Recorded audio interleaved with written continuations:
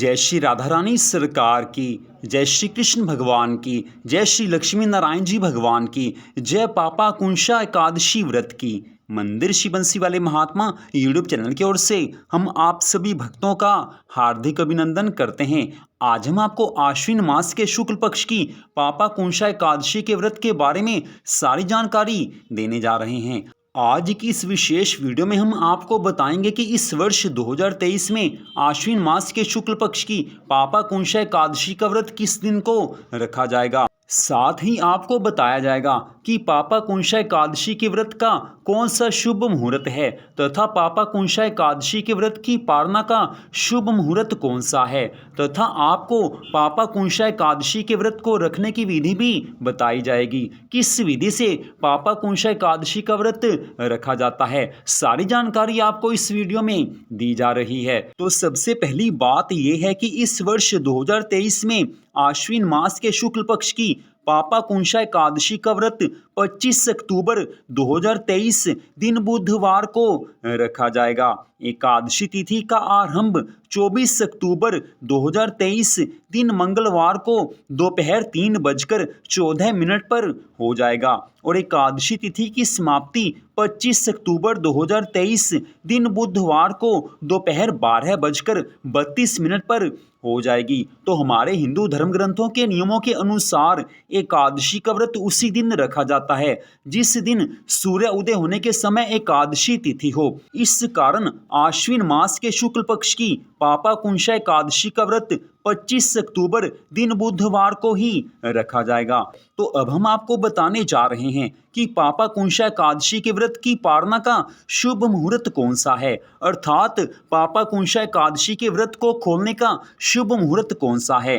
तो पापा कुंशा एकादशी के व्रत की पारना का शुभ मुहूर्त 26 अक्टूबर 2023 दिन गुरुवार को सुबह 6:28 से लेकर सुबह 8:43 तक रहेगा। अर्थात इस समय के बीच में आप पापा कुंशा एकादशी के व्रत की पारना कर सकते हैं, व्रत को खोल सकते हैं।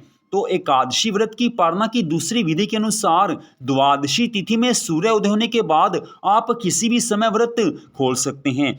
तो आपको दोनों विधियां बता दी गई हैं, किसी भी विधि के अनुसार आप व्रत को खोल सकते हैं। पापा कुंशा एकादशी का व्रत रखने मात्र से मनुष्य के सभी दुख दूर हो जाते हैं, मनोकामनाएं पूरी होती हैं, भगवान की पूरी कृपा मिलती है। तो अब हम आपको यहाँ पर बताने जा रहे हैं कि आश्विन मास के शुक्ल पक्ष की पापा कुंशा एकादशी का व्रत किस विधि से रखा जाएगा। तो जिन भक्तों ने पापा कुंशा एकादशी का व्रत रखना है उन्हें ये चाहिए कि पापा कुंशा एकादशी के व्रत से एक दिन पहले अर्थात दशमी तिथि को सायंकाल तक भोजन कर लें। दशमी तिथि को सायंकाल के बाद भोजन नहीं करना चाहिए। सायंकाल के बाद दूध पिया जा सकता है, चाय पी जा सकती है, लेकिन भोजन सायंकाल के बाद नहीं करना चाहिए। लेकिन कुछ भक्त इस नियम को नहीं मानते, वो एकादशी तिथि के दिन से ही व्रत का आरंभ करते हैं। तो पापा कुंशा एकादशी के व्रत के दिन अर्थात 25 अक्टूबर दिन बुधवार को आप सुबह सवेरे जल्दी उठ जाएं।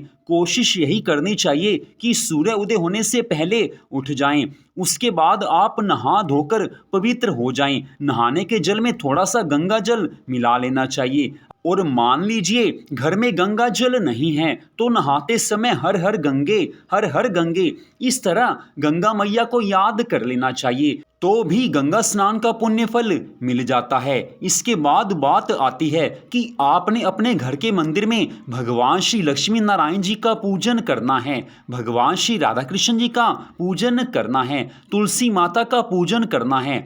पूजन में धूप, दीप, फल इन सब का प्रयोग किया जाता है। आप सुबह भगवान को दूध और फल का भोग भी लगा सकते हैं। एकादशी के व्रत के दिन पूरी श्रद्धा भावना से अगर आप पूजन करेंगे तो भगवान की बहुत ज्यादा कृपा मिलती है। अगर आपके मन में कोई मनोकामना है तो आप सुबह पूजा के समय भगवान जी से कह दीजिए कि हे प्रभु, इस मनोकामना को लेकर मैं आज एकादशी का व्रत रख रहा हूँ। भगवान जी से अपने मन की कामना कह देनी चाहिए। वैसे तो भगवान सर्वांतरयामी हैं, सबके हृदय की बात जानने वाले हैं, फिर भी भक्त के मुख से सुनकर भगवान को प्रसन्नता होती है।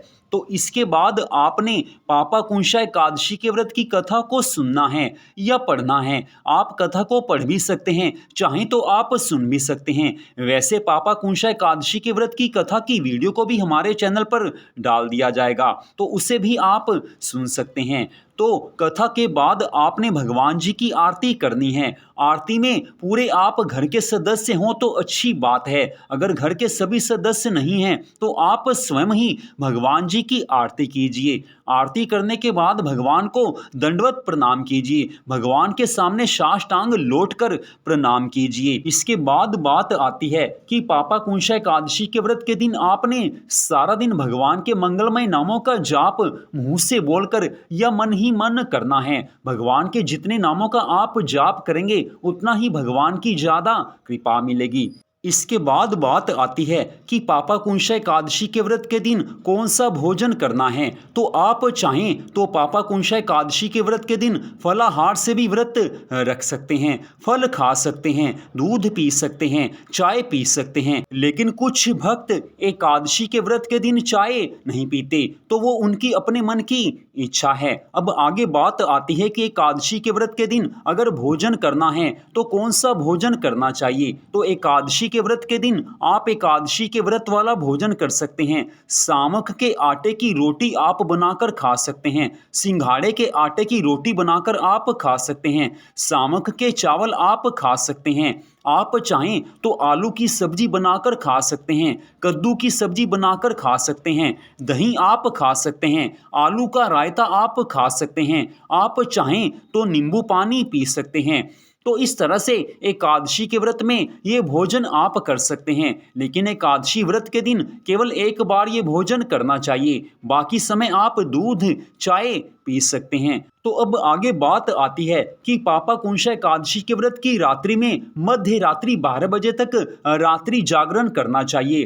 रात्रि जागरण में भगवान की कथा सुनी जा सकती है, भगवान की कथा पढ़ी जा सकती है, भगवान के नामों का जाप और संकीर्तन किया जा सकता है। लेकिन अगर आप मध्य रात्रि 12 बजे तक रात्रि जागरण नहीं कर सकते, किसी कारण से आप रात में नहीं जाग सकते, तो जिस समय आप सोने लगें उस समय भगवान जी के नामों को याद करते हुए आप सो जाएं, तो भी भगवान की आपको पूरी कृपा मिलेगी। तो पापाकुंशा एकादशी व्रत से अगले दिन द्वादशी तिथि में आपने एकादशी व्रत की पालना करनी है, अर्थात व्रत को खोलना है, जिसकी विधि हमने पहले ही आपको बता दी है। तो आश्विन मास के शुक्ल पक्ष की पापाकुंशा एकादशी के संबंध में सारी जानकारी आपको दे दी गई है। पापाकुंशा एकादशी के व्रत की कथा को भी हमारे चैनल पर सुनाया जाएगा, उस कथा को भी आप जरूर सुने। तो सारी जानकारी आपको दे दी गई है। फिर भी आपके मन में कोई प्रश्न हो तो आप कभी भी फ़ोन करके सारी जानकारी ले सकते हैं। हमारा मोबाइल नंबर आप सामने मोबाइल की स्क्रीन पर देख लीजिए। तो आज की इस कथा को सुनने के लिए आप सबका दिल से धन्यवाद। भगवान श्री राधा कृष्ण जी की, भगवान श्री लक्ष्मी नारायण जी की पापाकुंशा एकादशी व्रत की अनंत कृपा सदा आप सब पर, आपके परिवार पर बनी रहे। इसी मंगल कामना के साथ जय श्री राधा रानी सरकार की, जय श्री कृष्ण भगवान की, जय श्री लक्ष्मी नारायण जी भगवान की, जय पापाकुंशा एकादशी व्रत की। जय जय श्री राधे, जय जय श्री राधे, जय जय श्री राधे श्याम।